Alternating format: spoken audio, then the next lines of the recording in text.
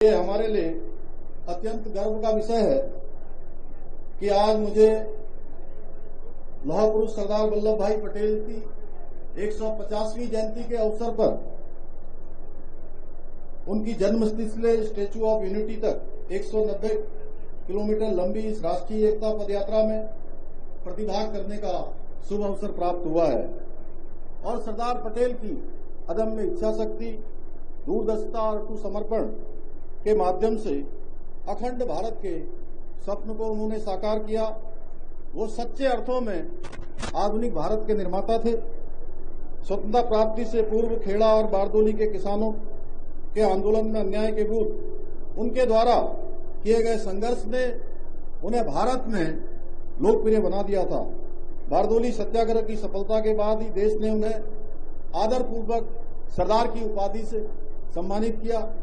उन्होंने अपने बैरिस्टर का प्रतिष्ठित बैरियर और व्यक्तिगत सुख सुविधाएं त्याग कर जीवन राष्ट्र सेवा के लिए समर्पित किया था।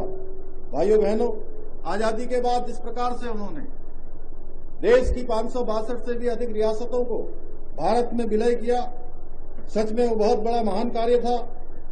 विस्तृत एवं एकीकृत भारत के निर्माण में देश के पहले उप प्रधानमंत्री और गृह मंत्री के रूप में सरदार पटेल की दूरदर्शिता और कूटनीति की अमर गाथा युगों युगों तक अमर रहेगी। परंतु राजनीतिक दुर्भावनाओं के कारण कांग्रेस ने षड्यंत्र पूर्वक सरदार पटेल जी के योगदान को इतिहास से ओझल करने का प्रयास किया। कांग्रेस और वामपंथियों ने सरदार पटेल जैसे लौह पुरुष को पीछे धकेलकर कुछ नेताओं की कृत्रिम छवि को गढ़ने का काम किया। कांग्रेस ने हमेशा वही नेता महान बताए जो एक विशेष परिवार से आते थे, लेकिन जिन्होंने 562 रियासतों को जोड़ने का काम किया, उन्हें इतिहास की किताबों के कोनों की लाइनों में सीमित करने का काम कांग्रेस के शासनकाल में देश की आजादी के बाद हुआ। सरदार पटेल की लोकप्रियता और निर्णायक नेतृत्व कांग्रेस को हमेशा असहज करता रहा। कांग्रेस के शीर्ष नेतृत्व को डर था कि अगर सरदार पटेल का कद स्वीकार कर लिया गया तो आजादी के बाद कांग्रेस का वास्तविक नेता कौन था, ये प्रश्न हमेशा खड़ा रहेगा। आज जो भारत एक राष्ट्र के रूप में खड़ा है वो सरदार पटेल की कूटनीति, साहस, दृढ़ इच्छा शक्ति का परिणाम है। लेकिन कांग्रेस की राजनीति ने राष्ट्र निर्माता को किनारे करने का, सेह की माला किसी और के गले में डालने का प्रयास किया। यहां तक कि उनके अंतिम संस्कार में भी कांग्रेस ने अपने वरिष्ठ नेताओं को जाने से रोका।